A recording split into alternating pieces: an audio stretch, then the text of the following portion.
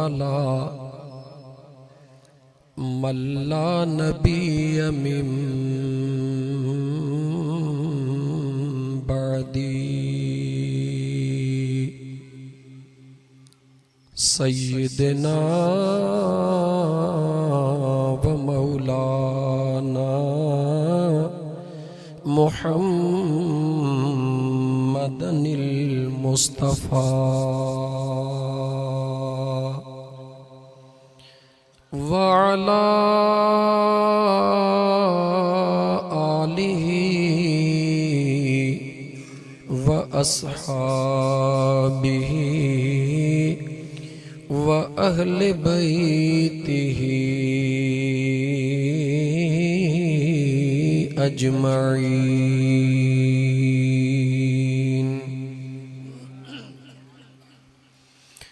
अम्मा बअदु फ़क़द क़ाल अल्लाहु तबारक व तआला फ़िल क़ुरआनिल करीम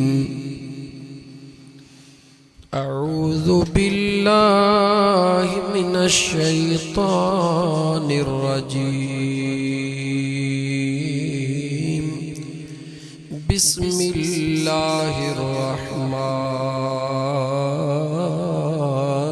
रहीम।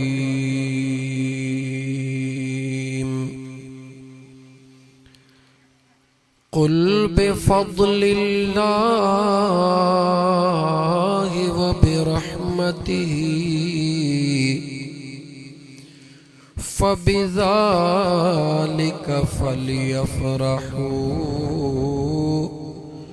हुव ख़ैरुम मिम्मा यजमऊन।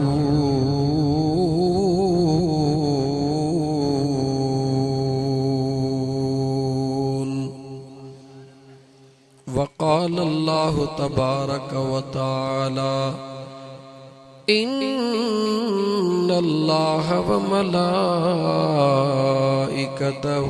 युसल्लूना अलन नबी या अय्युहल्लज़ीना आमनू सल्लू अलैहि व सल्लिमू तस्लीमा। दुरूद पाक। अल्लाहुम्मा सल्लि अला सय्यिदिना व मौलाना मुहम्मदिन व अला आलिहि व अस्हाबिहि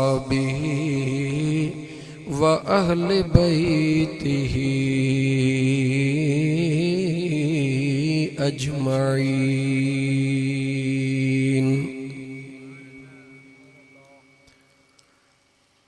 छोड़ फिक्र दुनिया की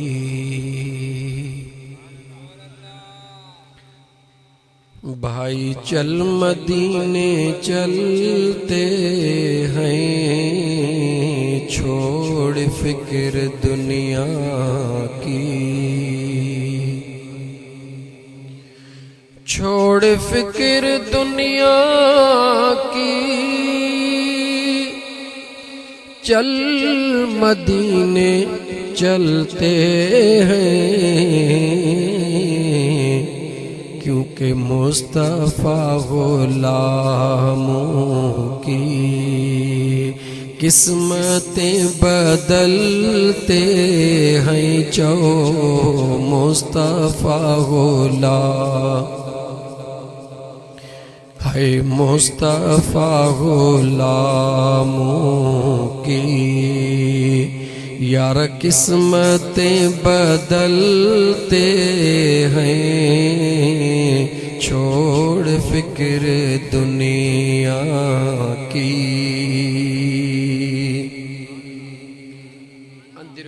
थोड़ा साफ रख। ऐ काश अगर कोई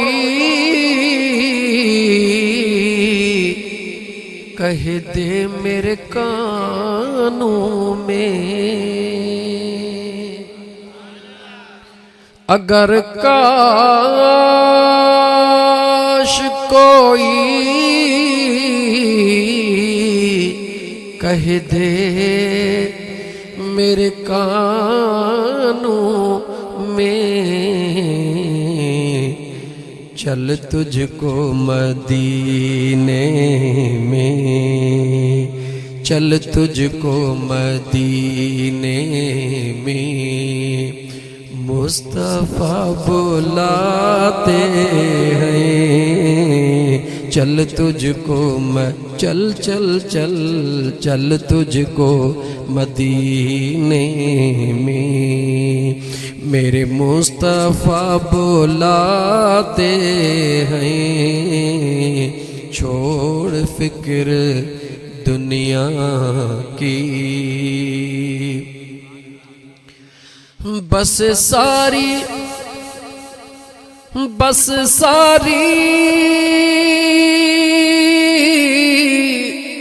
सारी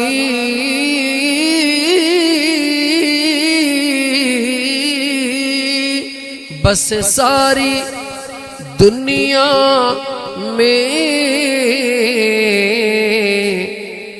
तैबा की वो गलियां हैं। बस सारी दुनिया में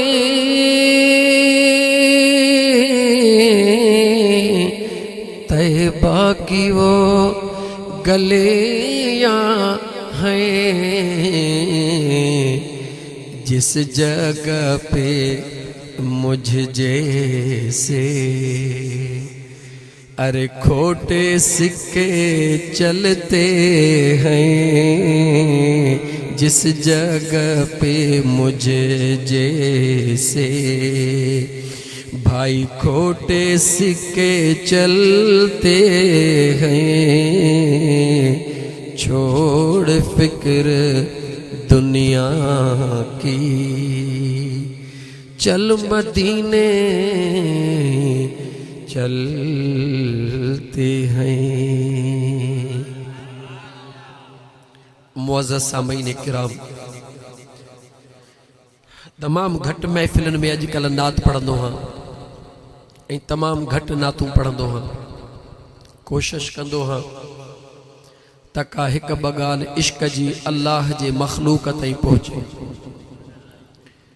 छो त हर तकरीर में मुंहिंजो हिकिड़ो नारो हूंदो आहे, दुनिया जा पंहिंजा नारा आहिनि, आउं आहियां अल्लाह वारनि जे दरड़े जो ग़ुलाम, सजण साईं जे दरड़े जो अदना फ़क़ीर। इन करे मुंहिंजो बि हिकिड़ो नारो हूंदो आहे, उहो इहो त गुल होवे त ख़ुशबू करे, न त बिना ख़ुशबू दे गुल केहा।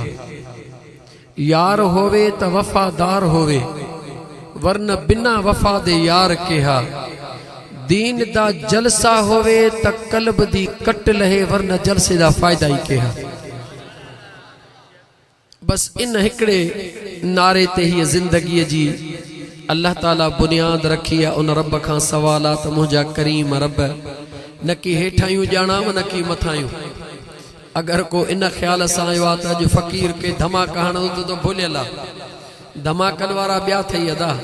असां फ़क़ीर सादड़ा पंहिंजे पीरीअ जे ग़ुलामनि में नालो लिखाइण जे लाइ राति ॾींहं तड़पंदा आहियूं, मन ग़ुलामनि में नालो लिखिजी वञे। मुंहिंजा दोस्त अज़ीज़, हज़रत यूसुफ अलैहिस्सलाम खे जॾहिं मिस्र जे बाज़ार में विकिरो करण जे लाइ पेश कयो वियो, दुनिया जा ताजिर आया, के सोन खणी आया, के चांदियूं खणी आया, के हीरा खणी आया, के उन वक्त जे हिसाब सां दीनार दिरहम खणी आया। हिकिड़ी कुराड़ी वेचारी बेवस लाचार हुई, पर अंदर में अल्लाह जे नबी सां उनखे प्यार ज़रूर हो। उन वेचारी सुट जो पाव खणी उहा बि बाज़ार में पहुची वई। उर्दू काफ़ी दोस्त वेठा आहिनि, सिंधी सम्झ में अचे थो या विच में झलक सलक ॾियूं उर्दूअ जी। जे सिंधी सम्झ में अचे थो त पोइ सिंधी हले, छा ख़्याल आहे? इंशाअल्लाह ताला। अगर गाल कहेंगे समझ में न अचे तो हथ खणे तो वरी पो फेरो ॾेई वठंदासीं। उन कुराड़ीअ वेचारीअ जे अंदर में अल्लाह जे नबी यूसुफ अलैहिस्सलाम जी मोहब्बत हुई। सुट जो पा हुयुसि, घर में गरीब जो हुई, खणी बाजार में पहुची वई। वापारनि चयो कुराड़ी कीअं आई है? चई हज़रत यूसुफ के खरीद करण आई है। दौलतमंदन चयो तुंहिंजो दिमाग़ ख़राब आहे छा? हे फलाणो हाजी रमज़ान हेॾो ताजिर वेठो आहे, हे फलाणो बिरिया रोड जो सेठ हेॾो ताजिर वेठो आहे, मोहम्मद सालिह हेॾो दुकान वारो वेठो आहे, हे फलाणो हेॾो ताजिर वेठो आहे, तूं ग़रीबड़ी सुट जो पा खणी हली हई हज़रत यूसुफ के ख़रीद करण। उन कुराड़ीअ ॾाढो प्यारो जवाब ॾिनो जेको आशिकनि जे दिल जी अॼु बि धड़कन आहे। उन कुराड़ीअ जवाब ॾिनो, ऐं दुनियादारो मूंखे ख़बर आहे त सोणे यूसुफ के उहो ख़रीद कंदो जेको सभिनी खां वधीक दौलतमंद हूंदो, छो त दौलत जी ॿोली लॻंदी। पर उन कुराड़ीअ जवाब ॾिनो त भला जेॾी महिल न अल्लाह जे तरफ़ खां फ़रिश्तनि खे हुकुम थींदो वञो वञी मुंहिंजे सुहिणे नबीअ जे ख़रीदारनि जा नाला लिखी अचो, उन कुराड़ीअ चयो ॿुधायो अॻु में भले तव्हांजा नाला हूंदा पर पछाड़ीअ में ई सही नालड़ो मुंहिंजो बि लिखबो या कोन लिखबो। त यूसुफ अलैहिस्सलाम जे ख़रीदारनि चयो त कुराड़ी इहा ॻाल्हि तुंहिंजी वज़नाइती आहे। उन कुराड़ीअ चयो बसि पोइ मुंहिंजे लाइ इहो काफ़ी आहे। भले सुहिणे यूसुफ के तव्हां ख़रीद करे वञो पर मुंहिंजो रुॻी नालो अल्लाह जे नबीअ जे ग़ुलामियाणनि में लिखिजी वञे, मुंहिंजे लाइ इहो बि काफ़ी आहे। त मुंहिंजा मुस्लमान भाउ जॾहिं न मुंहिंजे आका करीम सल्लल्लाहु अलैहि व आलिहि वसल्लम जे आमद जी ख़ुशी करी त यादि रखजां, कॾहिं इहो तसवुरु न कजां त मां ॿिए खां वॾो मीलाद थो कयां इन लाइ त मुंहिंजो नालो हुजे। कॾहिं इहो तसवुरु न कजां त मां 200 देगियूं लाहियां त बिरिया रोड में टाप ते मुंहिंजो नालो अचे। अगरि ईअं कई न नालो तुंहिंजो टाप ते ईंदो मगर मुस्तफ़ा जे साम्हूं तोखे शर्मसार थियणो पवंदो। यादि रखी छॾ मुंहिंजा दोस्त अज़ीज़, अल्लाह जे दरबार में न तुंहिंजे देगिन जी परवाह, न तुंहिंजे झंडनि जी परवाह, न तुंहिंजे जलसनि जी परवाह, न जुलूसनि जी परवाह। खुदा ऐं मुस्तफ़ा जे दरबार में हिन खुलूस नियत ऐं इश्क जी दरकार। जेको भी शख्स खुलूस नियत ऐं मुहब्बत सां मुझे महबूब करीम अलैहिस्सलातु वस्सलाम जे आमद जी खुशी कंदो, यकीन जानो मुझो अल्लाह उनखे ज़रूर मुआफ़ फरमाईंदो। अज कोशिश करे बस इन मौज़ूअ ते जेके 2-3 मिनट ॻाल्हायासीं इन मौज़ूअ ते ॻाल्हाईंदुसि। छा ख़्याल आहे? इहो ई ॿुधणु चाहियो था मीलाद मुस्तफ़ा सल्लल्लाहु अलैहि वसल्लम, पर रस्मी ॻाल्हियूं न जेके रोज़ ॿुधंदा हो। कोशिश कंदुमि त कुझु नयूं ॻाल्हियूं ऐं बा मक़सद ॻाल्हियूं ॿुधायां। सभ खां पहिरीं मुझे सुहिणे नबी करीम सभु चओ सल्लल्लाहु अलैहि व आलिहि वसल्लम जे ज़ात जे साम्हूं हिकु दौलतमंद शख्स गुज़रियो। हिकिड़े ॾींहुं बि गुज़रियो, ॿिए ॾींहुं बि गुज़रियो, 3 ॾींहुं बि गुज़रियो। उन जे जिस्म ते मेरा ऐं फाटल कपड़ा पातल हुया। मुझे मदीने जे मीर सल्लल्लाहु अलैहि व आलिहि वसल्लम जे ज़ात उन दौलतमंद खे सॾु फरमायो। पाण सॾु करे पुछूं त ॾे ख़बर, इहा जेका तो जिस्म ते पोशाक पाती आ, अल्लाह तोखे एतिरी मेहरबानी कई आ या ख़ुदा तुंहिंजे मथां फज़्ल घणो कयो आ? तूं पंहिंजे पाण खे रुगी दुनिया खे ॾेखारण लाइ सादी पोशाक पाए रहियो आ। अर्ज़ कई मुंहिंजा सुहिणा नबी, अल्लाह जे ज़ात मूंखे घणो नवाज़ियो आ, वॾी मेहरबानियूं कयूं हन मुंहिंजे अल्लाह। वडो फज़ला मुझे करीम रब जो मुझे मुस्तफ़ा करीम जो जवाब निहार मुझे मुस्तफ़ा करीम फरमायो जंहिंजे मथा मुझो अल्लाह पां फरमाइंदो आ ओहो बानो जॾहिं अल्लाह जे फज़ल जो इस्तेमाल कंदो आ मुझो रब ॾाढो खुश थींदो आ। याने ऐ मुझे अल्लाह जा बाना अल्लाह जे ज़ात तोखे जॾहिं कुशादगी अता फरमाई आ त तुंहिंजे लाइ ज़रूरी आ त तूं पंहिंजे जिस्म ते बि कपिड़ो सुहिणो ऐं सुठो पाए त अल्लाह जो शुक्रानो बि अदा थी पवे ऐं रब जी ज़ात बि राज़ी थी पवे। सिंधीअ में चवंदा आहिनि जेको हूंदे सूंदे न पाए उनखे बि हाइफ़ हुजे पर जेको घर में कीन घोड़े ते ज़ीन ॿाहिरि पुट बसर खान जो जेको घर में बचड़ा परेशान हुजन ऐं ॿाहिरि काटन पाए फूकजी हले उनखे बि हाइफ़ हुजे। याने मुझे सुहिणे मदीने जे ताजदार सल्लल्लाहु अलैहि व आलिहि वसल्लम जे ज़ात तव्हां असांखे मैसेज ॾिनो त जॾहिं न अल्लाह तव्हां जे मथां का महिरबानी करे त उन महिरबानीअ जो खुली इज़हार कयो छो त उन जो इज़हार करण अल्लाह जे नेमत जे शुक्राने जे मुतरादिफ। जहिड़े नमूने सां मुझा दोस्त अजीज फ़क़त मीलाद ते ॻाल्हाईंदुमि जहिड़े नमूने सां मुझे करीम आका सल्लल्लाहु अलैहि व आलिहि वसल्लम जे ज़ात हुक्म फरमायो जॾहिं भी को मुसलमान तव्हां खे शादीअ जी दावत ॾे ज़रूर विदा कयो।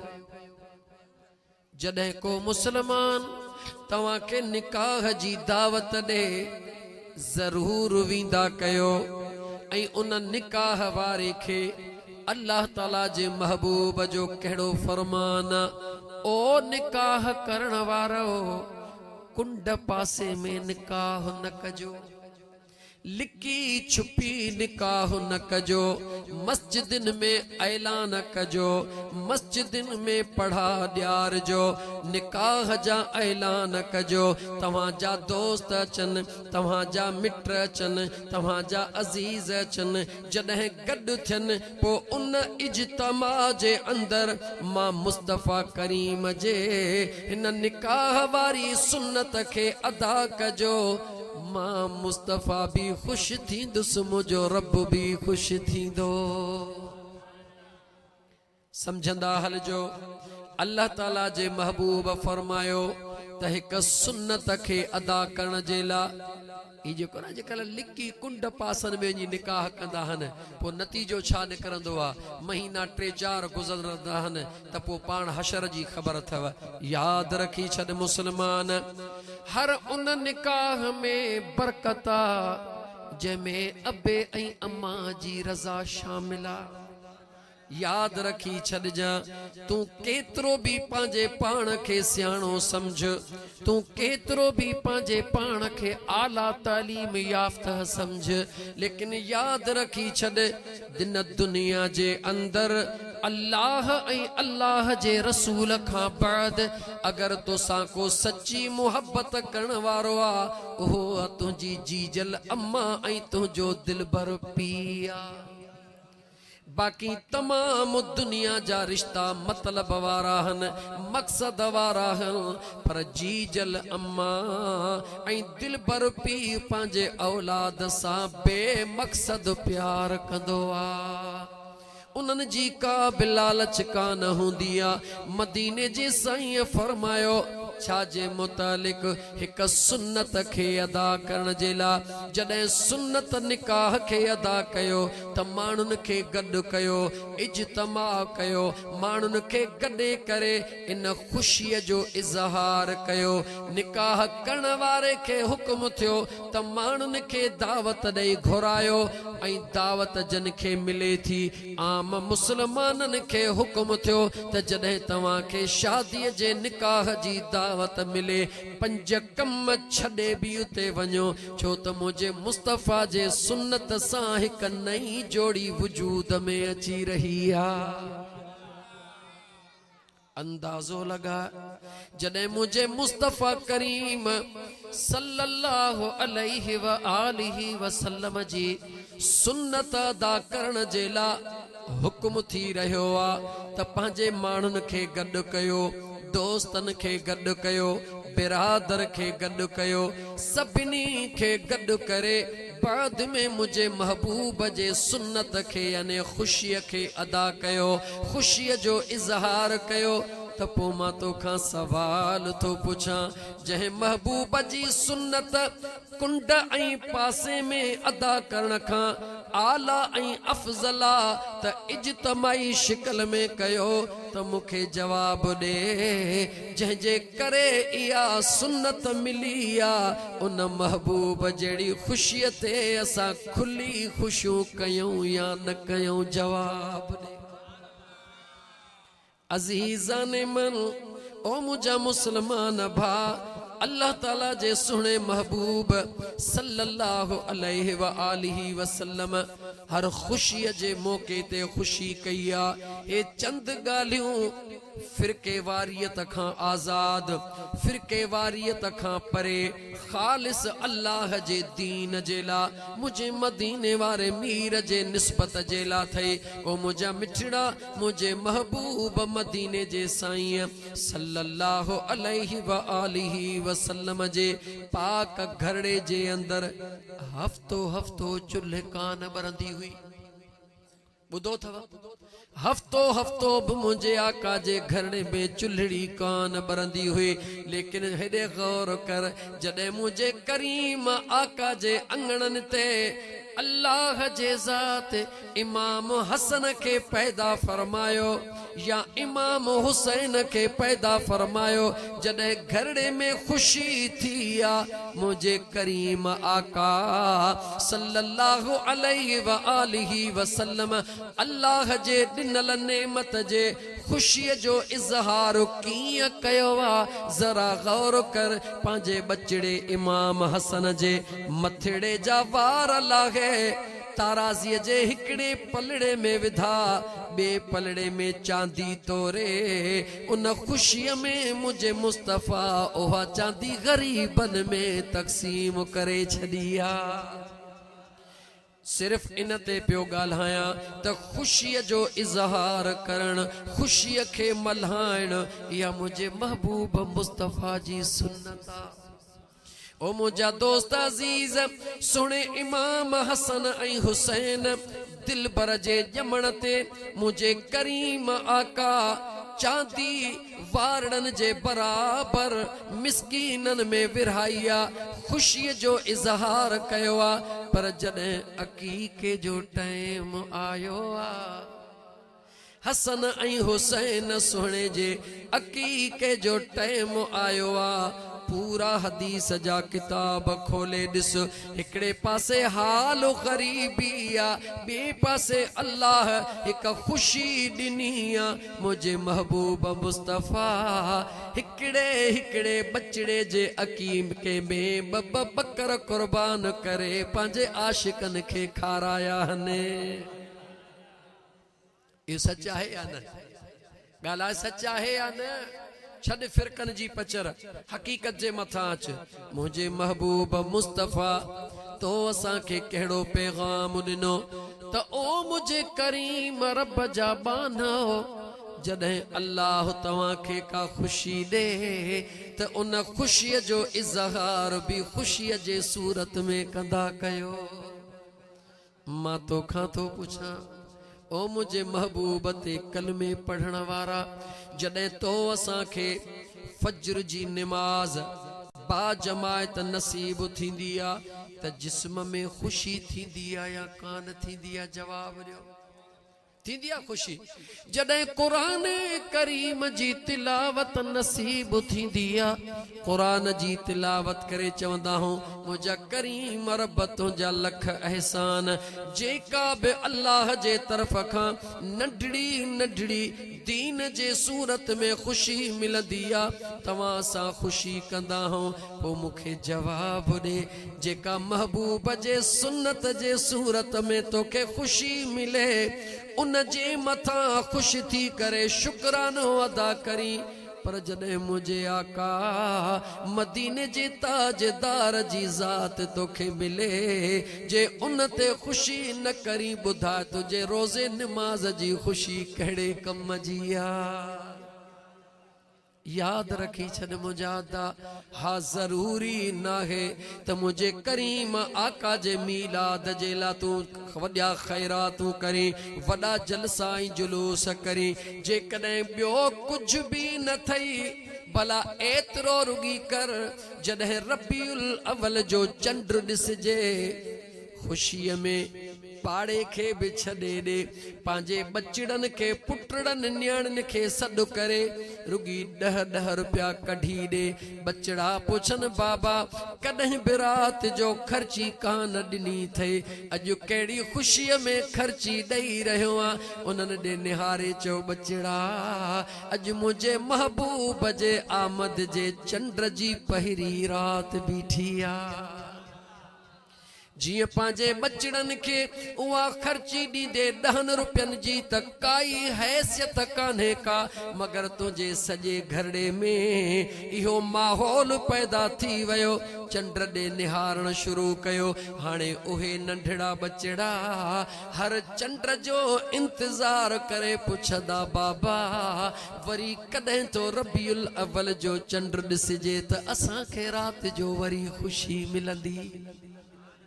इंतजार कंदा या न कंदा इस सवलो तरीक़ो थई दीन के समझण जो बच्चा इंतजार कंदा या न कंदा। पोइ मां तोखां तो पुछां जंहिं घर में न मुझे महबूब मुस्तफ़ा जे आमद जी ख़ुशी थी रही हुजे मुझो अल्लाह केतिरो न घर जे मथां राज़ी थींदो हूंदो। पंहिंजे वजूद में सोचे पोइ जवाब ॾे पुट रब तोखे ॾिनो आहे XYZ कंहिंखे बि पुट भिरिया रोड में कंहिं दोस्त खे ॼाओ आहे मियां अली हैदर जे या मियां मोहम्मद सालिह जे जेकॾहिं तव्हां खे उते भिरिया रोड में ख़बर पवे त पुट त मूंखे ॼाओ आहे पर उन जी ख़ुशी मोहम्मद सालिह ॻोठ रब ने महर में कई आहे ॿुधायो त तव्हांजी दिलि राज़ी थींदी या ॾुखाए बि थोरो जवाब त ॾियो ॻाल्हायो दिलि राज़ी थींदी या ॾुखाए बि जेकॾहिं तुंहिंजे बचड़े जी को ख़ुशी करे त तुंहिंजी न रुगी दिलि राज़ी थींदी आहे पर उन सां दोस्तीअ जो तालुक़ अञा वधंदो आहे या खुटंदो आहे। ॻाल्हाए वधंदो या खुटंदो। पोइ मां तोखां थो पुछां ईमानदारीअ सां ॿुधाए मुंहिंजो मदीने जो साईं अल्लाह जो महबूब आहे या न आहे? जवाब ॾे अल्लाह जो महबूब आहे या न आहे? अल्लाह जो महबूब आहे। अल्लाह उन सां प्यार करे थो या नथो करे? बेशक प्यार करे थो। अल्लाह तमाम मखलूक में सुहिणो मदीने जे साईं खे बनायो या न बनायो? बनायो आहे। पोइ जॾहिं तुंहिंजी दिलि इहे न सभई ॻाल्हियूं क़बूल थी करे त महबूब बि मुंहिंजे रब जो आहे। अल्लाह ताला उनखे पूरी कायनात में हसीन भी बनायो आहे। पूरी कायनात जा अगवान नबी उन्हनि अंबिया जो इमाम भी अल्लाह ताला मुझे महबूब खे बनायो आहे। पोइ जवाब ॾे जे उन महबूब जे आमद जी तूं ख़ुशी कंदे त मुंहिंजो रब राज़ी थींदो या कोन थींदो? जवाब दे अल्लाह राज़ी थींदो या कोन थींदो? जेकॾहिं तोखे दिलि चवे थी त अल्लाह राज़ी न थींदो त पोइ तोखे निमाज़ुनि पढ़ण जी बि ज़रूरत कोन्हे, ख़ुदा उन ते बि राज़ी छो थींदो? पोइ तोखे तिलावत करण जी बि ज़रूरत कोन्हे, ख़ुदा उन ते बि राज़ी न थींदो। छो त जेको साहिबे क़ुरान आहे, जेको साहिबे निमाज़ आहे, मुंहिंजा दोस्त अगरि मुंहिंजो मुस्तफ़ा न अचे हां त छा तोखे दीन नसीब थिए हां?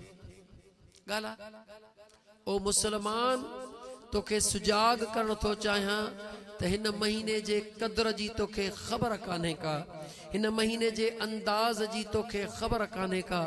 मदीने जो ताजदार सल्लल्लाहु अलैहि व आलिहि वसल्लम हज़रत अबू अयूब अंसारी सां गॾु 12 रबीउल अव्वल जी रात पाण मदीने तय्यब का बाहर निकरन था कहीं कम सागे वनी रहा हन एकड़ो मुझे मुस्तफा करीम जो सहाबिया नालो उन जो आमिर अंसारिया जे वक्त में मुझा आका करीम सल्लल्लाहु अलैहि व आलिहि वसल्लम उन आमिर अंसारी जे घर जे भर में पहुता मुझा दोस्त उन जे घर में अजीब अजीब आवाज अची रहो हुयो मुझे करीम आका सल्लल्लाहु व आलिहि वसल्लम जे जात हजरत अबू अयूब अंसारी के फरमायो ऐ अबू अयूब जी मुझा आका दरड़ो खड़काए आमिर अंसारी खां पुछ त अज रात जे टाइम ते उन जे घर में अजीब आवाज छा जो आ जै वक्त में हजरत अबू अयूब अंसारी दरड़ो ठड़कायो आमिर सोनो अंसारी जी बाहर निकतो मुझे मदीने जे मीर जे चेहरे ते निगाह पई मुझा दोस्त अजीज खुशी में अजीब कैफियत थी वई त मुझा महबूब मुझे अंगण ते आया हन मुझे मुस्तफा करीम पुछो ऐ आमिर हिन टाइम ते तुझे घर में आवाज पे अचे जवाब थो दे या रसूल अल्लाह सल्लल्लाहु अलैहि वसल्लम अज 12 रबीउल अव्वल जी रात मुझे महबूब जे आमद जी रात पांजे बचड़न के गड वेहारे अल्लाह जो शुक्रानो पियो दा कया मौला तुझा करोड़े करम जो मुझो महबूब आयो जह जहन्नम का आजाद करे जन्नत जो दग दिखारियो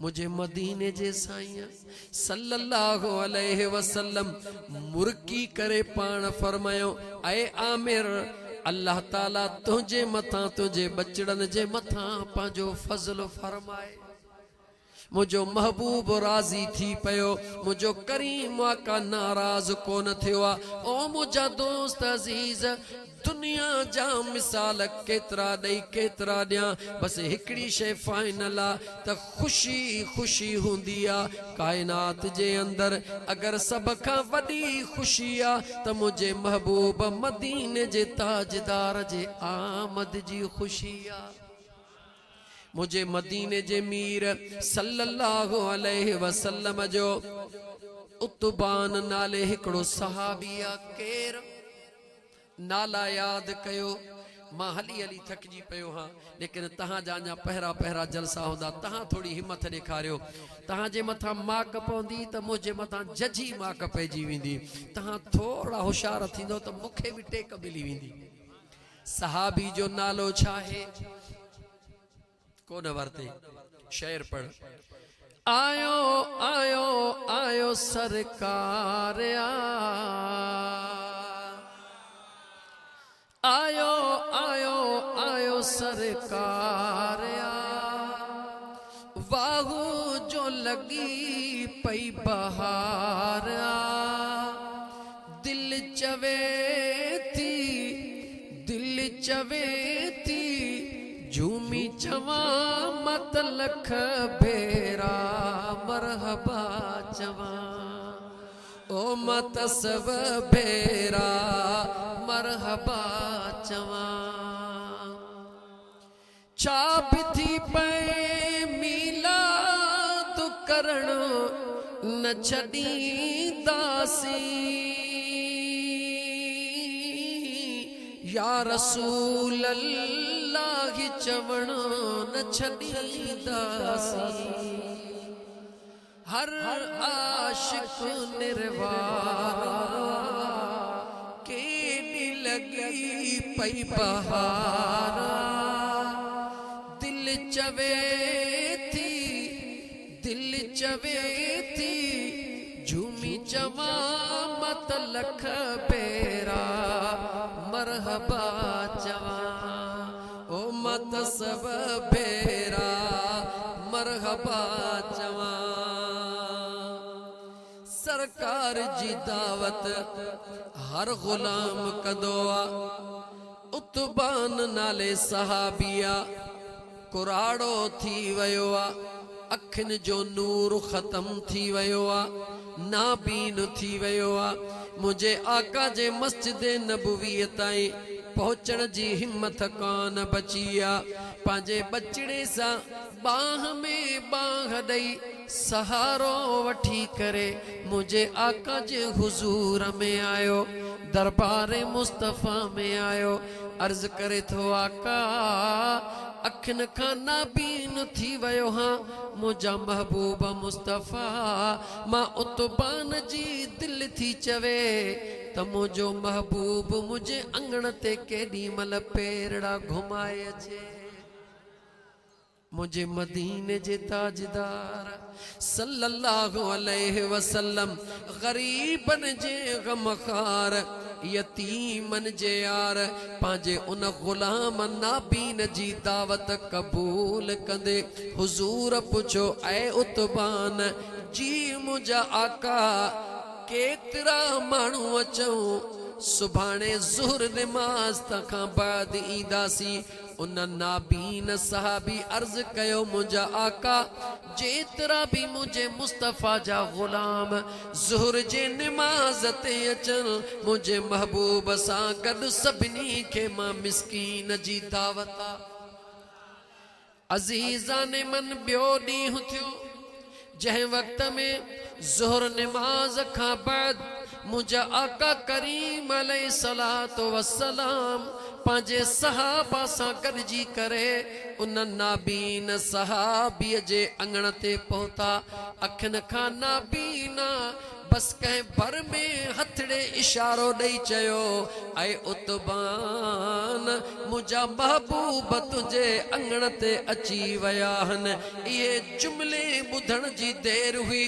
उतबान नाबीन ख़ुशीअ में मुझा दोस्त अज़ीज़ पंहिंजे पाण खे उछले वॾे आवाज़ में चवण लॻो ओ पाड़े वारो ओ मुझा दोस्त यारो जल्दी अचो अची ॾिसो त मुझे अंगण ते अल्लाह इमामुल अंबिया खे मेहमान बनायो आ। उन नाबीन सहाबीअ जो ज़ोर ज़ोर सां चीखूं ॿुधी करे पाड़े जा सभई गॾु थिया मुझे आका जो दीदार कयूं। मुझे आका पंहिंजे ग़ुलाम जे प्यार ॾे ॾिठो। मुझे सुणे मदीने जे ताजदार सल्लल्लाहु अलैहि वसल्लम पंहिंजे उतबान खे नंगर खाइण खां बाद सॾड़ो करे भर में विहारियो, शफ़क़त कई, हथड़ो प्यार जो घुमायो। मुझे मदीने जे साईं पुछो ऐ उतबान को कमकार हुजई अॼु मां मुस्तफ़ा खे ॿुधाए। रोई अर्ज़ थो करे ओ मुसलमान गौर कर। नाबीन सहाबिया रोई अर्ज़ थो करे या रसूल अल्लाह सल्लल्लाहु अलैहि वसल्लम बस हिकड़ी तमन्ना है त मुझा महबूब मुझे हिन घरड़े जे चौदीवारीअ जे अंदर कहीं भी जगह ते बरकातूं नफिल अदा कर त मां सॼी ज़िंदगी उन जगह ते वेही पंहिंजे रब जी इबादत पियो कयां। सहाबी सगोरो आहे, उन जी मुहब्बत, उन जो इश्क, उन जो अक़ीदो त जंहिं जगह ते मुझे मुस्तफ़ा ज़मीन ते कदम रखिया उहा ज़मीन केतरी अल्लाह जे ज़ात खे प्यारी आहे। त ओ मुझा मिठड़ा भा त मुझे करीम आका सल्लल्लाहु अलैहि वसल्लम जे ज़ात माहे रबीउल अव्वल में पंहिंजे महबूब सल्लल्लाहु अलैहि व आलिहि वसल्लम खे ज़मीन ते जलवे अफरोज़ फरमाए कंहिंजे मथां एहसान कयो आहे। चओ असां गुनहगारनि जे मथां एहसान कयो आहे। अम्मा आमिना मुझे करीम आका जी जी जल अम्मा जॾहिं उन जे ख़िदमत में अर्ज़ कयो वियो ओ मुझी अम्मा जॾहिं मुझा आका मदीने जा ताजदार सल्लल्लाहु अलैहि व आलिहि वसल्लम तुझे अंगण ते आया अम्मा अल्लाह जे ज़ात तुझे मथा कहिड़ियूं कहिड़ियूं मेहरबानियूं फरमायूं। अम्मा आमिना सुणी फरमाई दिया मुखे पंहिंजे करीम रब जे इज्जत जो कसमा जेॾी महिल उहा घड़ी करीब आई आ मां पंहिंजे कमरे में मौजूद हाँ इए महसूस पई कयां त आसमान जा सभई सितारा मुझे छित जे अंदरों लही आया हने। आसमान जा सभई सितारा छित जे अंदरों लही आया हन। कुछ घड़िन में खरज मिन्नी नूर जॾहिं मुझे वजूद मां अल्लाह ताला जे हुक्म सां हिक नूर जो खुरूज थियो। एतिरी रोशनी थी वई मां कमरे में वेही करे शाम जूं माड़ियूं पई ॾिसां। शाम जूं माड़ियूं पई ॾिसां कमरे में वेही करे। अम्मा आमिना सुणी फरमाए जंहिं वक़्त में मुंहिंजी इहा कैफ़ियत थी वई अजीब अजीब मंज़र अखियुनि जे आॾो जेके ज़िंदगीअ में पहिरीं कोन ॾिठा हुया। बंदि कमरे में माड़ियूं शाम जूं पई ॾिसां हीअं मथे छित ॾे निहारियां त आसमान जा सितारा मुंहिंजे मथां नज़र पिया अचनि। गुम थी वयसि अल्लाह जे निज़ारनि में अल्लाह जे कुर्ब में। कुछ घड़िन खां बाद दिल में ख़्याल आयो त पंहिंजे बचड़े खे त ॾिसां। जेॾी महिल मां कंधड़ो निवाए पंहिंजे बचड़े ॾे निहारियो मुंहिंजो सुहिणो मुहम्मद मुस्तफ़ा सल्लल्लाहु अलैहि व आलिहि वसल्लम पेशानी ज़मीन ते आ। कन जो ॾियां त मुझे महबूब जे ज़ुबान मां आवाज़ अची रहियो आहे या अल्लाह मुझे गुनहगार उम्मत जी पारत हुजई। ऐ मुसलमान सभई नेमतूं अल्लाह तोखे ॾिनियूं लेकिन हिकिड़ी ॻाल्हि त केर बि नथो विसारे सघे। ॾिनियूं त मुझे करीम रब पर कहजे करे ॾिनियूं। ॾिनियूं त मुझे अल्लाह ॾिनियूं कहजे करे। ऐ मुसलमान खुदा जे वास्ते कॾहिं बि इहो थोरो मुझे करीम मुस्तफ़ा जो न विसारजां। ज़रा काइनात जे मथां निगाह कर। आयो त तूं सभ खां पछाड़ी आहीं दुनिया में। वॾे नाज़ सां मौलाना हुजे या मौलवी पीर हुजे या फ़कीर सादड़ो ग़रीब छो न हुजे गलीअ में कंहिं गुनाहगार खे वञी बाह में हथ विझ उनखे चवीस त ॾे ख़बर हेॾा गुनाह थो पियो करी मस्जिद ॾे बि कोन थो लड़ी। ख़बर अथई त जहन्नम जी बाहि केॾी ॾुखी आहे। केतिरा पादर क़यामत जा ॾुखिया आहिनि। केतिरियूं बि ॻाल्हियूं कर उहो रोंदो ज़रूर क़बूल ज़रूर कंदो पर आख़िर में हिकिड़ो जुमिलो चवंदो। कहिड़ो जुमिलो चवंदो जहिड़ो हां तहिड़ो पर उम्मीद आहे त मुंहिंजो अल्लाह मुंहिंजे महबूब जे सदके मूंखे मुआफ़ करे छॾींदो। इहो सच आहे या न? तव्हां अंदाज़ो कॾहिं बि इन ॻाल्हि खे न सोचियो आहे त हिकिड़ो ग़रीब मिसकीन एतिरो नेकोकार बि कोन्हे पर उन जी उम्मीद एतिरी मज़बूत छो आहे? तोखां थो पुछां तुंहिंजो पाड़े में केॾो बि अमीर भाउ हुजे पर तुंहिंजी उम्मीद उन में हूंदी जंहिंसां तुंहिंजो तालुक मज़बूत हूंदो। उम्मीद कंहिं में थींदी आहे जंहिंसां ॻाल्हाए जंहिंसां ॿ भाइर आहिनि विच में दीवार आहे। हिकिड़ो ग़रीब आहे हिकिड़ो करोड़पति आहे पर पाण में तालुकात बहितर कोन्हनि। 5 मैलनि ते ॿियो ग़रीब दोस्त आहे लखापति बि नाहे मिड़ई इज़त वारो आहे। 5 रुपयनि जी ज़रूरत पई ॿुधाए भाउ ॾे वेंदो या उन दोस्त ॾे वेंदो? ईमानदारी सां ॿुधाए ॻाल्हायो दोस्तो कंहिं ॾे वेंदो छो थो वञे दोस्त ॾे? रिश्तेदार त भाउ आहे करोड़पति आहे हुन मिसकीन दोस्त ॾे छो थो वञे? चओ त आहे त भाउ पर तालुकात बहितर कोन्हनि इन करे उम्मीद कान्हे का। छाजे करे उम्मीद ख़तम थी वई? रिश्तो त आहे पर तालुकात बहितर कोन्हनि इन करे उम्मीद कोन्हे का। यानी उम्मीद उनखे थींदी आहे जंहिंजो तालुक बहितर ऐं मज़बूत हूंदो आहे। याद रखी छॾ इन मिसकीनन ग़रीबन खे जेके ॾिसी थो त बस जेॾी महिल चवनि था जहिड़ा आहियूं तहिड़ा मुंहिंजो रब महबूब जे सदके मुआफ़ कंदो। इन्हनि जो इहो जुमिलो नंढो न सम्झिजां, इन्हनि जो इहो जुमिलो नंढो न सम्झिजां। आख़िर इन्हनि खां इहो जुमिलो केरु थो चवराए? को त तालुक़ आहे जेको इन्हनि खे यकीन ॾियारियो वेठो आहे त जहिड़ा आहियूं तहिड़ा, पर मुंहिंजो करीम ज़रूरु कुर्ब कंदो। मुंहिंजा दोस्त इहो ई त मज़ो आहे। क़यामत जे ॾिहाड़े हिकिड़ा निमाज़ुनि जे करे छुटी वेंदा, हिकिड़ा इबादतुनि जे करे छुटी वेंदा, हिकिड़ा ख़ैर ख़ैरातुनि जे करे छुटी वेंदा, पर मुंहिंजे महबूब मुस्तफ़ा जा जेके गुनहगार उम्मती आहिनि उहे कंहिंजे करे छुटंदा? ज़रा अंदाज़ो त लॻा, उहे कंहिंजे करे छुटंदा? कॾहिं अंदाज़ो लॻायो अथई त क़यामत जे ॾिहाड़े ग़रीब कहिड़ी पोज़ीशन में गुनहगार वेंदो? सच पुछी जेकर सोच अचे त तुंहिंजी गुनाह करण ते दिलि चवंदी त मां गुनाह कयां, गुनाह करे पोइ वरी रोई तौबह कयां त रब मुआफ़ करे त इहा नेमत मिली वञे। क़यामत जे ॾिहाड़े नेकोकार त वेंदा सिधा सवा जन्नत में, तव्हां जहिड़ा निमाज़ी भलारा भलारा इहे त वेंदा जन्नत में, पर असां जहिड़ा गुनाहगार काॾे वेंदा? जन जा दफ़्तर कारा लॻा पिया आहिनि, जन जा गुनाह अणखुट आहिनि, उहे काॾे वेंदा?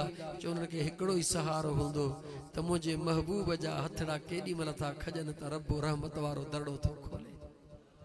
याद रखी छॾ मुसलमान, न हिन दुनिया जे अंदर महबूब मुस्तफ़ा खां सवा को सहारो थई, न कबर जे अंदर महबूब मुस्तफ़ा खां सवा को सहारो थई, न वरी क़यामत जे अंदर को महबूब खां सवा सहारो थई। जेस ताईं इहा तुंहिंजी दिल इन ॻाल्हि जे मथां पुख्तो यकीन न रखंदी त याद रख मुसलमान, तुंहिंजे इबादतुनि जी मुंहिंजे रब खे काई परवाह कान्हे का, तुंहिंजे रोज़नि निमाज़ुनि जी मुंहिंजे अल्लाह खे परवाह कान्हे का। मुंहिंजो अल्लाह त इहो ॾिसी रहियो आहे त ओ रोज़नि निमाज़ुनि सां प्यार करण वारा, जंहिंजे करे तोखे रोज़ा निमाज़ूं नसीब थियूं आहिनि, उन सां तुंहिंजो प्यार आहे या न आहे? अगर उन सां तुंहिंजो प्यार नाहे त पोइ तुंहिंजा रोज़ा तुंहिंजूं निमाज़ूं इहे तुंहिंजे कंहिं बि कम में अचण वारियूं न आहिनि मुसलमान। इहे तॾहिं तुंहिंजे कम ईंदियूं। मां तोखां थो पुछां, क़ुरान जी आयत पढ़ां या को हिकु ॿ तोखे किसो ॿुधायां? हीअ ॻाल्हि मूं वारी सम्झ में अचे थी पई या जेको नातुनि वारो ऐं दोहीड़नि वारो तरीक़ो आहे उहो अख़्तियार कयां? जीअं चओ तीअं कयां, छा ख़्याल आहे?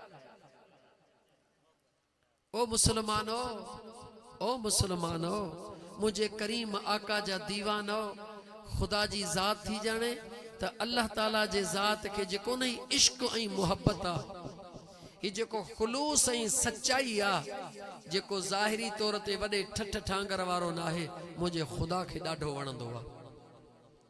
सैयदना अब्दुल कादिर जीलानी रहमतुल्लाहि ताला अलैह जे बगदाद शहर को ॿाहिरां कंहिं अल्लाह जे बाने मीलाद जी महफ़िल सजाई। मेहमान सुणे अब्दुल कादिर जीलानी घोट खे मदऊ कयो। सुणे अब्दुल कादिर जीलानी जो नालो बगदाद जा पखी भी जानदा होया, वणनि टिणनि खे भी ख़बर ही त अब्दुल कादिर जीलानी केरा। वडो ज़मानो तरक्कीअ वारो कोन हुयो, इश्तहार कोन हुया, मोबाइल सिस्टम कोन हुयो। ॻाल्हि हलंदी वई, हिकिड़े उन इलाइक़े जे अंदरि हिकिड़ी ग़रीब वेचारी औरत पंहिंजे न्याणीअ सां गॾु कंहिं झूपड़ीअ में रहंदी आहे। उन जी न्याणी खूह तां पाणी भरण वई। उन खूह तां पाणी भरींदे ॻाल्हि ॿुधी त महबूब जो मीलाद थी रहियो आहे। उन में सुणो अब्दुल कादिर जीलानी अची रहियो आहे। मुंहिंजा दोस्त उन न्याणीअ मोटी अची पंहिंजे माउ सां ॻाल्हि कई। जीजल अमड़ खे थी चवे, मुंहिंजी अम्मा महबूब जे मीलाद जो प्रोग्राम थी रहियो आहे, हल त हले कुंड पासे खां वेहूं, मन अल्लाह जे रहमत मां तो असांखे बि वंडड़ो मिली वञे। ईंदे वेंदे शल अल्लाह जे महबूब जे बचड़े सुणे अब्दुल कादिर जीलानी जो दीदार थी वञे त रब सुहिणो राज़ी थी पवे। मुझा दोस्त अजीज याद रखजा मुझे मदीने जे साईं फरमायो आ अल्लाह जे नेक सालिह बाने जी ज़ियारत करण भी इबादत आ। अब्दुल कादिर जीलानी जो मकाम चाहे या अलग गाला मां बाद में अगर टाइम होंदो त कंदुम उन कुराड़ी पंहिंजे न्याणीअ खे वठी करे उन मीलाद जे महफ़िल जे करीब वञन थियूं। इजाज़त नथी मिले, औरतुनि खे इजाज़त नाहे पंहिंजे घर में ॿुधी सघो थियो। लाउडन जो निज़ाम कोन हुयो पर एतिरो ज़रूर हुयो सुणो अब्दुल कादिर जीलानी जे वक़्त में खुतबो ॾींदो हो हज़ारे बज़ औकात मुंहिंजा दोस्त लख जे क़रीब माण्हू हूंदा हुया।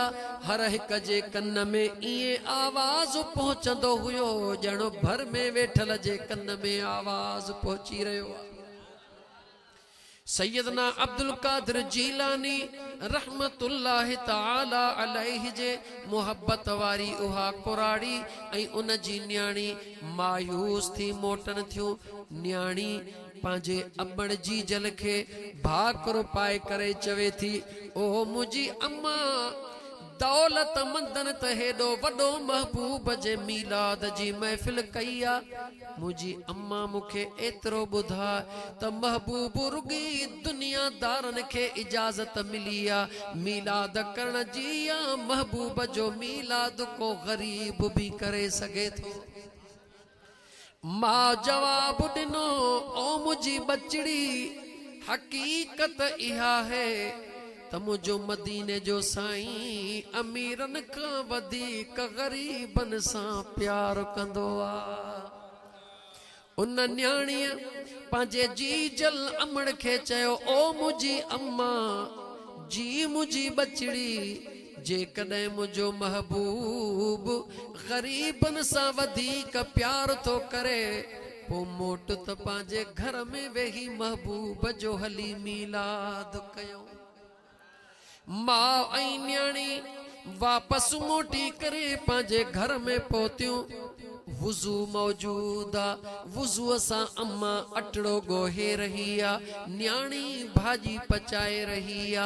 मां ऐं न्याणी मुंहिंजा दोस्त अज़ीज़ कुझु पंहिंजे हाल आहर ताम तयार करे हिकिड़ी बकरी दर ते आ उन जो खीर ॾुही करे जंहिं वक़्त में रखनि थियूं रखण खां बाद मां थी चवे बचड़ीअ खे ओ मुंहिंजी बचड़ी मां महबूब मदीने जे ताजदार सल्लल्लाहु अलैहि व आलिहि वसल्लम जी तारीफ़ थी कयां तूं ॿुधंदी वञ।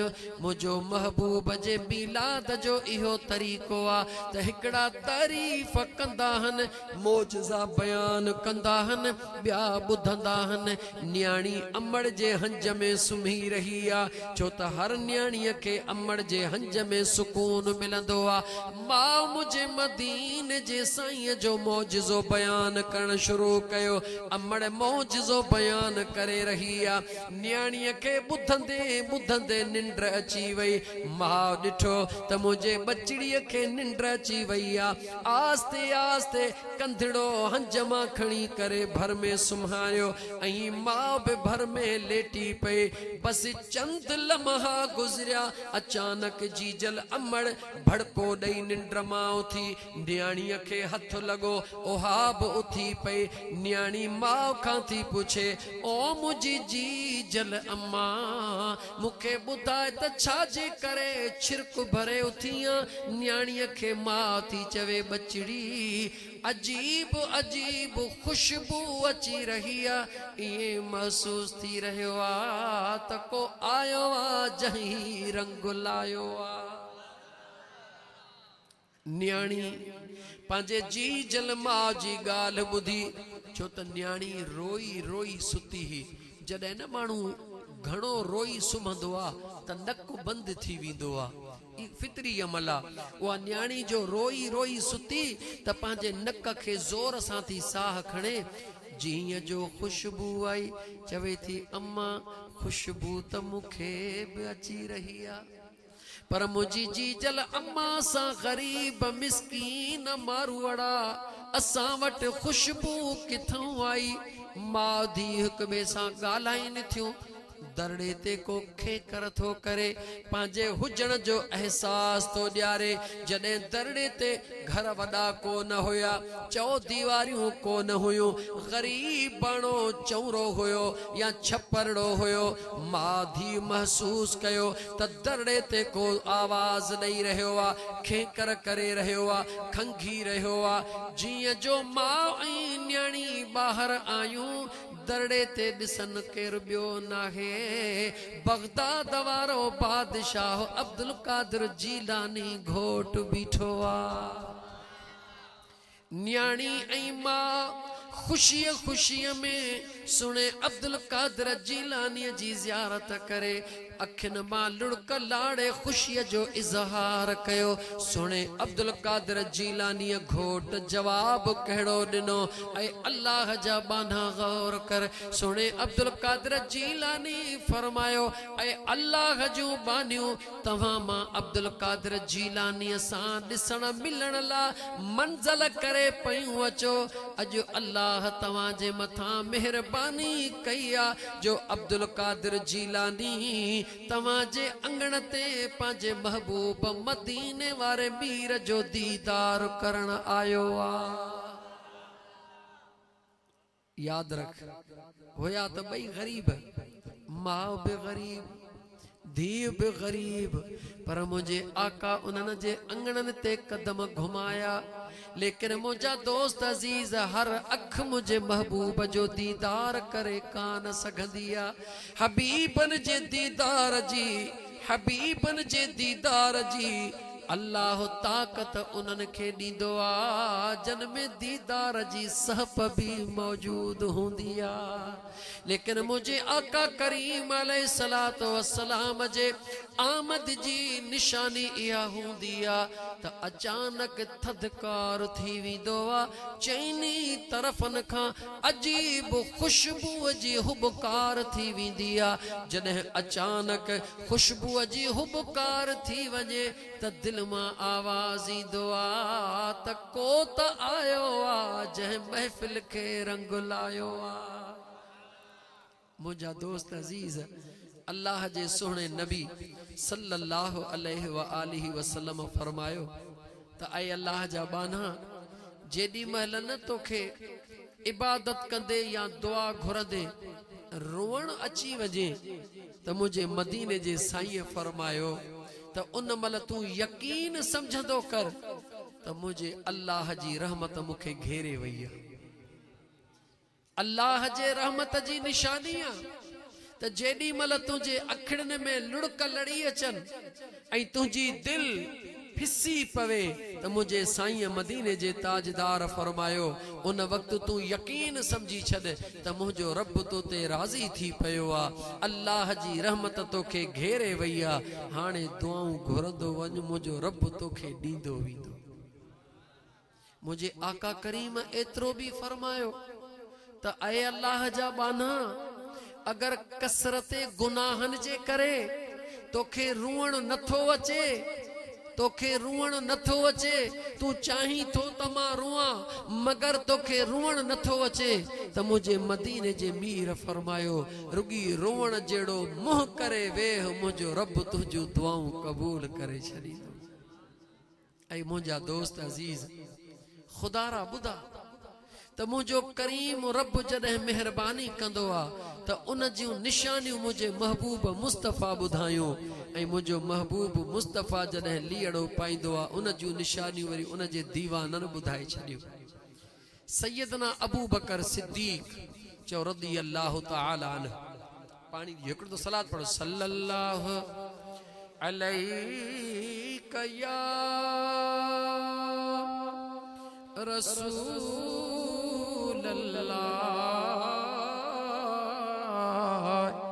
वसल्लम अलैका या हबीब अल्लाह।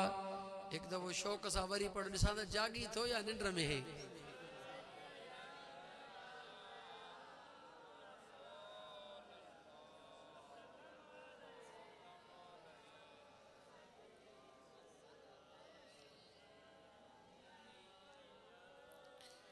कंहिंजी ॻाल्हि पे कयमि चओ सैयदना अबू बकर सिद्दीक।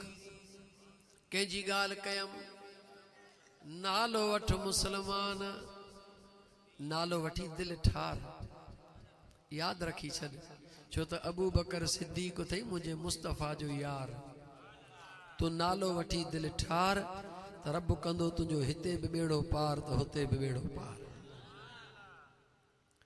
मुझे महबूब जे यारे गार सैयदना अबू बकर सिद्दीक रदी अल्लाह ताला न फरमाइन था, जेडी मल पंहिंजे महबूब आका सल्लल्लाहु अलैहि व आलिहि वसल्लम जे ज़ात हिन दुनिया के ज़ाहिरी रुखसत थिया, हिन दुनिया के ज़ाहिरी अलविदा चयो, हिन जिस्म मुबारक सां हिन दुनिया खां मोकिलायो। सुने अबू बकर सिद्दीक फरमायो जेडी मल मुझे आका मदीने जे ताजदार सल्लल्लाहु अलैहि व आलिहि वसल्लम जे ज़ात खे जॾहिं मज़ार पुर अनवार में लाथोसी, मुझे आका करीम वसलाम खे पाक मज़ार पुर अनवार में लाहे, याने गुंबज़े खज़रा जे अंदर मुझे आका खे रखी करे सुने अबू बकर सिद्दीक चयो जीअं जो मथे थियुसि दिल मजबूर कयो अबू बकर हिकिड़ो दफ़ो मोटी वरी यार जो दीदार कर। सुने अबू बकर सिद्दीक फरमायो मां वरी हेठ लही करे पंहिंजे महबूब जे जीअं जो करीब थियुसि दीदार करण ला त ॾिठुमि त मुंहिंजे मुस्तफ़ा जा पाक लब मुबारक हली रहिया हुया। मुझे मदीने जे मीर सल्लल्लाहु अलैहि व आलिहि वसल्लम जा लब मुबारक हली रहिया हुया।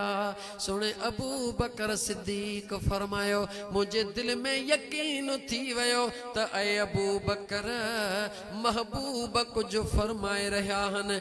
सुने सैयदना अबू बकर सिद्दीक फरमायो जीअं जो कन वेझो कयम त मुझे मुस्तफ़ा करीम जे पाक जुबान मां लफ्ज़ निकिरी रहा होया या अल्लाह मुझे गुनहगारन जी पारत हुजई। ओ मुसलमान तू भी रोंदो आ मां भी रोंदो हां मगर पांजे बच्चन जे कामयाबी जे ला, बच्चन जे कामयाबी जे ला, बच्चन जे मुआमिलात जे ला, बच्चन ला दुआऊं घुरी रोंदा हूं तो जो असां जो आका मदीने जो ताजदार सल्लल्लाहु अलैहि व आलिहि वसल्लम जॾहिं भी रुनो आ कह जे ला रुनो आ चो असां किनन को झड़न गुनहगारन जे ला रुनो आ। ओ मुसलमान ओ कलमे पढ़न वारा मुसलमान मुझे महबूब मुस्तफ़ा जा एतरा थोरा हन तो असां जे मथा जो जिस्म में एतरा वार न हन जेतरा मदीने जे ताजदार जा थोरा हन। जेकी कुछ अल्लाह दिनो दिनो मुझे अल्लाह कहजे करे दिनो जवाब दे, जवाब दे मुसलमान जवाब दे, पांजे अंदर खां जवाब पुछ, पांजे दिल खां जवाब पुछ। इन रूए जमीन ते बाद अज अंबिया, अंबिया खां बाद में अल्लाह जेको सहाबा के मकाम दिनो छा जे करे दिनो, नमाजुन जे करे जवाबन, रोजन जे करे जवाबन, हज करण जे करे जवाबन, ज़कात ॾियण जे करे जवाबन, जंगियूं करण जे करे जवाबन। सहाबी जो दर्जो मुझे मुस्तफ़ा जे गुलामन के छा जे करे मिलियो, जो दीदारे मुस्तफ़ा जे करे मिलियो। मुझे महबूब जो ईमान जे सूरत में दीदार जन कयो ऐं जन के मुझे आका कबूल कयो। अल्लाह जे ज़ात इन ज़मीन ते उन्हनि के एतरी इज्जत अता फरमाई भले हिकिड़ो ॾींहुं उन्हनि के रब ज़िंदगी ॾिनी महबूब जो ईमान जे सूरत में दीदार करण जी, महबूब उन्हनि के कबूल कयो। बाद में अचण वारा हज़ारे साल जियन रात ॾींहं इबादतूं कन मगर हिक सहाबीअ जे बराबर नथा थी सघन त मूंखे जवाब ॾे जंहिंजे दीदार करण सां ज़मीन जे मथां इंसान तमामन इंसानन खां अफज़ल थी वेंदो आहे कबर में भी जेस ताईं मुस्तफ़ा जो दीदार न थींदो आहे तेसी बेड़ो पार कोन थींदो आहे याद रखजा मुझा मुसलमान ज़रूए ज़मीन ते मुझे मुस्तफ़ा दीदार करायो सभिनी खे अबू जहल भी दीदार कयो अबू लहब भी दीदार कयो सुबह शाम ॾिसंदो हुयो लेकिन तवज्जो कर मुझा मुसलमान भा ॾिसंदो त सुबह शाम हुयो मगर ईमान रब नसीब कोन कयो वरी जंहिंखे अल्लाह महबूब जे मोहब्बत में दीवानो बनायो सलमान फारस खां हलियो बिलाल हबश खां हलियो मुझे महबूब के दीवाना परवाना थी करे बच्चा बार जानियूं मुझे मुस्तफ़ा ता कुर्बान करे छॾियन याने महबूब ज़मीन ते हुया ॾिसण वारा हज़ारे मगर जन खे खुदा घुरियो उन्हनि खे रब ईमान जी दौलत नसीब कई कबर में भी मुझो मुस्तफ़ा पंहिंजो दीदार सभिनी खे कराईंदो पर कबर में भी सुञाणंदो ओहो जंहिंखे मुझो मुस्तफ़ा ऐं मुझो खुदा कबूल फरमाईंदो दीदार कबर में भी सभिनी के थींदो कोई महरूम कोन रहंदो महबूब के अल्लाह हर कलमे वारे जे कबर में मोकिलींदो लेकिन मुंहिंजा दोस्त जंहिंखे खुदा उते न महबूब जे सुञाणप जी तौफ़ीक़ अता फरमाईंदो तोखां तो पुछां ज़रा मूंखे जवाब ॾे सफ़ा सवली सिंधी में तोखां पुछां जन्नत त क़यामत में हिसाब किताब खां पोइ मिलंदी या अॻु में थोरो ॻाल्हायो जन्नत पोइ मिलंदी ठीक है कबर जे अंदर कबर जो अज़ाब हिकड़न ते थींदो ऐं हिकड़न ते कोन थींदो इएं आहे नेक माण्हू कबर जे अज़ाब खां अल्लाह उन्हनि खे आज़ादी अता फरमाईंदो इएं आहे या कोन्हे पोइ मां तोखां तो पुछां ज़रा जवाब त ॾे कबर में हिसाब किताब तो थी वियो यानी जंहिंजा नेक अमल सुहिणा आहिनि निमाज़ूं रोज़ा ज़कातूं हज गंज खणी वियो आहे उते कबर में ही उनखे जन्नत जी दरी खुली मिलंदी न जॾहिं जन्नत जी दरी खुली वई त ॿुधा हिसाब त कबर माना इनखे टिकेट त मिली वई न जन्नत जी उते कबर में ही कंहिंजे करे मिली पोइ कबर में बाक़ी हिसाब छाजो थींदो क़यामत में ॻाल्हि सम्झ में कान आई शायदि मां मथी लेवल ते ॻाल्हि करे वियुसि अदा काफ़रन के कबर में जंहिंखे अज़ाब मिलंदो कबर में ही मिलंदो न कीअं मिलंदो जहन्नम जी दरी खोलंदी ऐं जन खे अल्लाह राज़ी थींदो उन्हनि खे छा जी दरी खोले ॾींदो जन्नत जी दरी खोले ॾींदो जन खे न कबर में जन्नत जी दरी खुली मिलंदी उहो क़यामत जे अचण ताईं जन्नत जा ई मज़ा वठंदो या के ॿिया वठंदो जवाब त ॾे जन्नत जा ई मज़ा वठंदो न यानी जन्नत जो फ़ैसिलो त कबर में ही थी वियो न जॾहिं जन्नत जो फ़ैसिलो कबर में ही थी वियो त थियो कंहिंजे करे इहा त ॻाल्हि सोच न कबर में फ़ैसिलो थियो ई इन करे जो मुंहिंजो महबूब मुस्तफ़ा आयो तुंहिंजे अमलनि जो हिसाब क़यामत में थींदो पर तुंहिंजे जन्नत जो फ़ैसिलो कबर में ही थी वियो मदीने जे ताजदार जन्नत में दीदार करायो पोइ जन मुंहिंजे मुस्तफ़ा खे सुञातो उन्हनि खे जन्नत जी दरी खुली मिली वई जन मुझे महबूब के न सुञातो उन्हनि खे जहन्नम जी दरी खुली मिली वई बाक़ी तुंहिंजे अमलनि जो हिसाब त उते थींदो मुंहिंजा दोस्त अज़ीज़ सुञाण पे मुस्तफ़ा अल्लाह ताला जंहिंखे अता फरमाईंदो आहे उहे इंसान हुजनि या जानवर हुजनि ख़ुदा त जानवरनि खे बि चाहींदो आहे त महबूब जी सुञाणप अता करे छॾींदो आहे मदीने जा मीर सल्लल्लाहु अलैहि वसल्लम सैयदना अबू बकर सिद्दीक रदी अल्लाह ताला अन्हु सां गॾिजी करे मदीने खां ॿाहिरि निकिता तव्हां चवंदो त बार बार सुहिणे अबू बकर सिद्दीक जो ज़िक्र थो करे फ़कीर अलाए छो सुहिणे अलीअ जो ज़िक्र कोन थो करे अली त अंदर जो ठार आहे न याद रखी छॾ अली त अली आहे न छो त अली उहो आहे जंहिंजी तारीफ़ तूं करी या न करी केर भी सोहणे अलीअ में शक करे ही नथो सघे। पर जन के सैयदना अबू बकर सिद्दीक में थोड़ो शक आहे, मां उन्हनि जी थोड़ो तशफ़ी करण थो चाहियां। तो मुसलमान मुझे अबू बकर सिद्दीक में शक न कर, मुझे मुस्तफ़ा जो वफ़ादार यार। छो त मुझा दोस्त अजीज, अगर ज़रे जे बराबर भी शक थई त रब जे कुरान दे निहार। जॾहिं गार जे अंदर अबू बकर सिद्दीक सोहणे मुझे महबूब मुस्तफ़ा करीम के पांजे गोडड़े ते आराम ही कयो। दुश्मन ॿाहिरों दरड़े ते पहुची वयो, गार जे दरड़े ते दुश्मन बीठा हन। आवाज अंदर गार में अची रहियो आ। अबू बकर सिद्दीक जे अखड़न मां लुड़क लड़ी आया त दुश्मन दर ते अची वयो आ। मुझे मदीने जे साईं पुछो, अबू बकर जरा परेशान नजर थो अची। हा मुझा आका, दुश्मन जो आवाज दरड़े गार जे दर ते हली रहियो आ। मुझे मदीने जे मीर सल्लल्लाहु अलैहि व आलिहि वसल्लम जे ज़ात रब जे कुरान करीम जी आयत पढ़ी ॿुधाए। केॾी महिल अल्लाह जो कुरान जेको सुणे अबू बकर सिद्दीक ऐं मुझे मुस्तफ़ा जे दरमियान में ॻाल्हि ॿोल थी आ। रब कुरान करीम में नाज़िल फरमायो, इज़ यक़ूल लिसाहिबिही।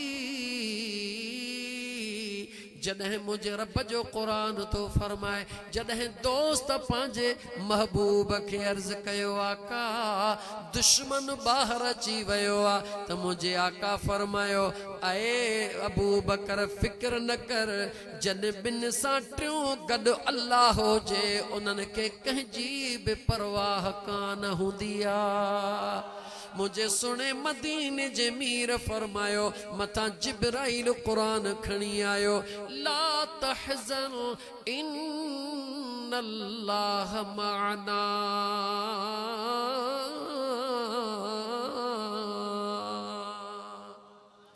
मुझे मदीने जे मीर सल्लल्लाहु अलैहि वसल्लम फरमायो, ऐ अबू बकर गमगीन न थी, असां जो अल्लाह असां सां गड्डा। जरा अगते कुरान के थोड़ो लोली दई दिस, बस एतरे चवण जी मुझे मुस्तफ़ा जी देर ही फ़अंज़लल्लाहु सकीनतहु अला रसूलिही। अल्लाह जे ज़ात मुझे महबूब उन जे दीवाने जे मथा ये सुकून तारी करे छड़ियो जो अबू बकर सिद्दीक जे दिल मां गम ही निकरी हलियो वयो। मां तो खां तो पुछां ॾाहो थी, ओ मुझा मुसलमान भा, खुदा जो वास्तो थई गैरन जे चवण ते लगी करे मुझे महबूब जे यारन जे शान में बेअदबी न कर। जन जो शान रब कुरान में बयान करे, अगर उन्हनि जे शान में बेअदबी कंदे तुंहिंजा ॿई जहान हलिया वेंदा। तो के खबर ही काने का हेड़ी खुशबू वारो मेहमान जिंदगी में कदे मुंह कोन ॾिठो आ। केडी घर में खुशबू आ, केडी खुशबू आ जिथे हर जगह ते रुगी माल जे लेडन जी बदबू होंदी हुई। हा मुझी अम्मा शाम जो टाइम थियो, जी जो न जो मुड़स माल काहे आयो, अञा घर का परे बीठो आ। ज़ाल का सद करे तो पुछे, दे खबर अज राज कहिड़ो वा जो घर का मैल परे हुयुस त पांजे घरन मां मुखे खुशबू अची रही आ। ज़ाल जवाब दई रही आ, अए उम्मे माबद जा पीउ, हाणे रात थी वई, ज़ाल मुड़स वेठा हन, हिक ॿिए सां ॻाल्हियूं था कन कंहिंजूं मुझे करीम आका जे, मुझे करीम आका जे हुस्न जूं ॻाल्हियूं थी करे, मुझे करीम आका जे खुशबू जी ॻाल्हियूं थी करे, मुझे करीम आका जे दीदार जूं ॻाल्हियूं करे रही आ। उहो मुड़स तो चवे, ओ अल्लाह जी बानी, उन महबूब खे रात रहण जो छो न चए? चवे थी दिल चवे पई, पर तुंहिंजे इजाज़त खां सवा कीअं कयां। सुबुह सवेल ज़ाल मुड़स बकरियूं छॾीनि था, माल छॾीनि था, बचड़े खे वठी सिधो उन वाट सां निकिता। ख़बर कान हुई त महबूब केॾहूं आया, काॾे विया। उन ख़ुशबूअ जे बुनियाद ते ख़ुशबू सुंघंदा सुंघंदा अचे मदीने पाक पहुता। मुंहिंजा दोस्त मुझे आका जी ग़ुलामी क़बूल करे बाद में वरी मोटी आया। मुझे आका करीम अलैहिस्सलातु वस्सलाम जा ग़ुलाम, अल्लाह जंहिंखे ईमान जी दौलत सां नवाज़ण चाहींदो आहे उनखे अल्लाह ताला को न को बहानो बनाए ॾींदो आहे। ही जेके मीलाद मुस्तफ़ा सल्लल्लाहु अलैहि वसल्लम जी ही जेका महफ़िल थींदी आहे, हीअ बि हिकु ईमान वारे जे लाइ हिकिड़ो ईमान बचाइण जो बहानो आहे। ही महफ़िल जो हिकिड़ो ज़रियो बहानो आहे। कम अज़ कम ॿियो कुझु बि यकीन न हुजे तोखे, पर एतिरो यकीन ज़रूर दिलि मां ईंदो त जेके ही चंद घड़ियूं हिते वेठा आहियूं, क़यामत जे ॾिहाड़े इन्हनि जो अजरो वठणो पवंदो, हिसाब ॾियणो कोन पवंदो। छो त जेके घड़ियूं वेठा आहियूं अल्लाह जे ज़िक्र में वेठा आहियूं, सुहिणे हबीब करीम सल्लल्लाहु अलैहि वसल्लम जे मोहब्बत में वेठा आहियूं।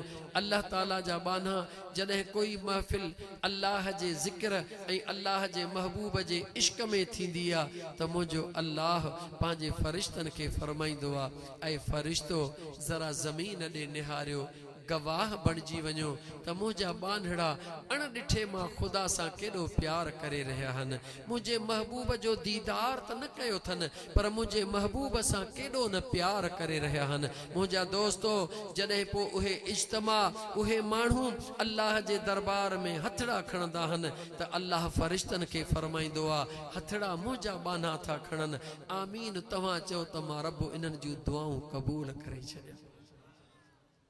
हिननि महफ़िलनि में वेहण जो बसि हिकिड़ो ई मक़सदु आहे मुंहिंजा दोस्त, उहो इहो आहे त महफ़िलनि में वेहण सां माना अल्लाह जो ज़िक्र करे विझूं, अल्लाह जे सुहिणे हबीब सल्लल्लाहु अलैहि व आलिहि वसल्लम ते दुरूद पढ़ी विझूं। छो त अल्लाह जो ज़िक्र ऐं मुंहिंजे मुस्तफ़ा जो दुरूद गुनाहनि खे ईअं धोई छॾींदो आहे जीअं धोबी कपिड़े खे धोई साफ़ करे छॾींदो आहे। त मुंहिंजा दोस्तो, पंहिंजे बचड़नि सां गॾु मीलाद कयो। यकीनन पंहिंजे ज़िंदगीअ में मीलाद खे कॾहिं बि न छॾिजो। मीलाद रुगी देगिन जो नालो न आहे। मां पहिरीं अर्ज़ु कयो जे ॿियो कुझु बि न थई त 12 रबियुल अवल जी राति भला ॿियो कुझु बि नथो करे सघीं, कुझु बि नथो करे सघीं, भला पंहिंजे घरवारीअ जे लाइ रुगी हिकिड़ो कपिड़नि जो वॻड़ो वठी या जीजल अमड़ जे लाइ हिकिड़ो कपिड़नि जो वॻो वठी 12 रबियुल अवल जी राति अचानक गिफ्ट तौर ॾे घरवारा पुछनि त हे छा आहे, चओ तव्हांखे ख़बर न आहे त अॼु मुंहिंजे मुस्तफ़ा जे आमद जी राति। बस पंहिंजे अंदर में माहौल पैदा कर। याद रख मुसलमान, रुगी पंहिंजे अंदर में खुशी पैदा कर। रुगी माण्हुनि खे ॾेखारण वारी खुशी न, बदकिस्मती इहा असां मुसलमाननि जी सॼी सॼी राति मीलाद जे महफ़िलनि में ओजागा कंदा आहियूं, सॼी सॼी राति महबूब जूं नातूं ॿुधंदा आहियूं, सुबुह जो वरी फजर जी नमाज़ बि कोन पढ़नि मुसलमान। इहो सच आहे या न? ॿुधायो त मीलाद मां हिन खे फ़ाइदो थियो या नुक़सान थियो? जवाब ॾियो, सच चओ मुसलमानो, सच चओ। सॼी राति जेकॾहिं मुंहिंजे करीम आका फरमायो त हिकिड़ो सॼी राति शख़्स नफ़िलनि जी इबादत करे, नफ़िल पढ़े, क़ुरान पढ़े, सॼी राति जागे, पर जे फजर जी नमाज़ उन न पढ़ी त ॼण सॼी राति हुन ग़फ़लत में गुज़ारी, काई इबादत क़बूल कान्हे। मुंहिंजा दोस्तो, मुंहिंजे महबूब जे महफ़िलियूं नातुनि जूं सजायो, मीलाद जूं महफ़िलियूं सजायो, लेकिन इन्हनि जो जेको असली मक़सदु आहे त महबूब खे राज़ी जेकॾहिं करिणो आहे त मां तव्हां खां बसि आख़िरी जुमिला पियो चवां, छो त तबलीग मुंहिंजो मक़सदु आहे, मीलाद बि मुंहिंजो तबलीग मक़सदु आहे। त मुंहिंजा दोस्त, अगरि तव्हांजो को बचिड़ो आहे, हिकिड़ो पीउ पंहिंजे बचिड़े मां कॾहिं ख़ुशि थींदो आहे जो जॾहिं बचिड़ो पंहिंजे पीउ जे हर चवण ते जी चवंदो आहे। अब्बो सॾु करे, ओ मुंहिंजा बचिड़ा, पुट चवे जी मुंहिंजा बाबा, त पीउ जी दिलि ठरी पवंदी या कान ठरंदी? पो मां तोखां थो पुछां तुंहिंजो बचड़ो तुंहिंजो चवण वठे त तुंहिंजी दिलि ठरे त पोइ यादि रख मुंहिंजो महबूब मुस्तफ़ा बि तो ते राज़ी थींदो पर तॾहिं थींदो जॾहिं मुंहिंजे मुस्तफ़ा जे हर हुकुम खे लब्बैक चवंदे मुझे महबूब जे शरीयत जे मथा मुझा दोस्त पांजो साबित कदम रखंदे पो तू मीलाद त कर पर पोइ मीलाद कर न खुदा जी ज़ात थी जाने त तू जेके न कदे तो इहो सोचो अमीर जो बच्चो पांजो बंगलो भी नौकरन खां साफ कराइंदो आ पर जॾहिं न मीलाद जा ॾींहड़ा थींदा हन त गलियूं घटियूं अमीरन जा बच्चा पिया बुहारींदा आहिनि इहो सच आहे या न मीलाद जी खुशी इहा आहे त ॻोठ जो चङो हुजे न रबियुल अवल शुरू थियो मस्जिद में बुहारो ॾियणु पाण शुरू करे जमायती पुछन साईं तव्हां न ॾियो मां थो ॾियां मौलवी साहबान महबूब जे मीलाद जो अगर आशिका त मुझे हुजूर जो दीवानो बणजी करे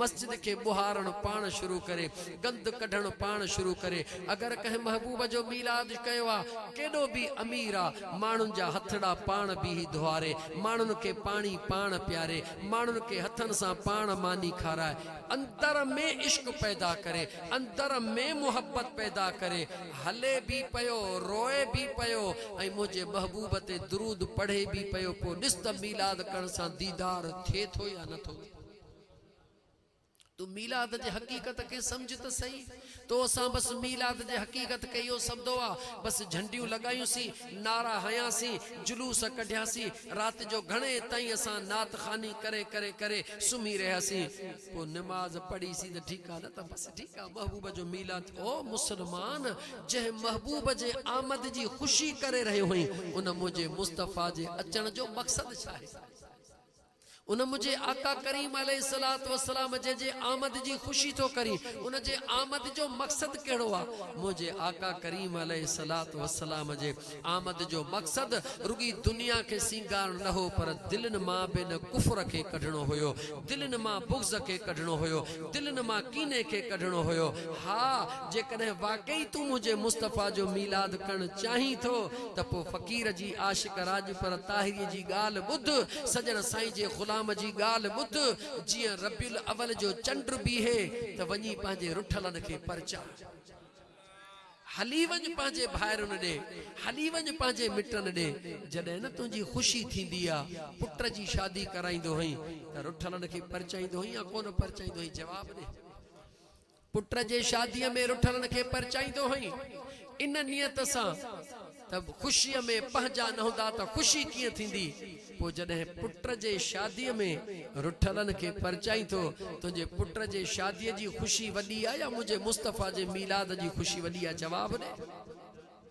पांजे अंदर खां पुछ अगर मीलाद जा हकीकी मुझा दोस्त समरात दिसण चाही तो अगर मीलाद जा हकीकी फायदा हासिल करण चाही तो त पो पांजे पाण के दीवानो करे छॾ पांजे पाण के चरियो बनाए छॾ दुनिया चवे त मुझे मुस्तफा जो दीवानो निहारियो कीअं घटियूं बुहारे रहियो आहे दुनिया चवे त ॾिसो मुझे महबूब जो दीवानो कीअं पांजे पाण के चरियन वांगुर गलीअ घटीअ में रोई रहियो आहे हा तोखे कीअं ख़बर पवे त तुंहिंजे दिल में मुझे मुस्तफा करीम जे मोहब्बत घर कयो आहे या न कयो आहे जीअं न मुझे महबूब जे पाक इस्म जो नात जे सूरत में या तकरीर जे सूरत में अजा महबूब जो इस्म तुंहिंजे कन ते पवे ऐं दिल में धड़कन पैदा थे त पक समझ अख आली थी पवे त पक समझ त मुझी दिल मुझे महबूब सां मिली वई आहे बाकी जेकॾहिं रुगी नचण ते ज़ोर रुगी कुॾण ते ज़ोर रुगी दुनिया खे ॾेखारण ते ज़ोर मुंहिंजा दोस्त हा हकीकत आहे नचण कुॾण बि तुंहिंजे कम जो आहे छो त मुंहिंजा दोस्त अज़ीज़ पाणी मेरो बि बाहि खे ठारींदो आहे पर यार पाणी जेको न पाक ऐं साफ़ हूंदो आहे उन जो शान ई निरालो हूंदो आहे त मुंहिंजा दोस्त अचो त अज़म कयूं त हर मुस्लमान खे मसलक उन जी कहिड़ी बि हुजे देवबंदी हुजे बरेलवी हुजे शियो हुजे सुन्नी हुजे अहले हदीस कुछ भी हुजे अगर मुझे महबूब मुस्तफा जे अचण सां उन खे अल्लाह इज्जत ॾिनी आहे त पोइ हू मुझे मुस्तफा जो मीलाद ज़रूर करे मुझे महबूब जे अचण जी खुशी ज़रूर करे जे वधीक नथो करे सघी ग़रीब होई त कहिड़ी वॾी ॻाल्हि आहे 12 रबियुल अवल करीब करीब आशिकन जे लाइ 12 महीना ईद आहे मगर ऐं ग़रीब ॿियो कुझु न करे सघी न 12 रबियुल अवल जे ॾींहुं हिकिड़ो मिठाईअ जो डबड़ो ई वठी करे